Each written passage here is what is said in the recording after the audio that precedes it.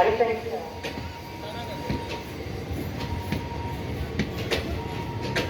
एक 40 के अंदर सही एक्सप्रेस जो जाएगा तो चलकर अमृतसर को जाएगी।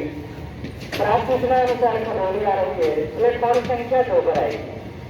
एक 46 के अंदर सही एक्सप्रेस जो जाएगा तो चलकर अमृतसर तक जाएगी। प्राप्त सूचना अनुसार खरौली आ रही है, प्लेटफॉर्म संख्या 2 पर आएगी। इस गाड़ी की कोच पोजिशन कुछ इस प्रकार है।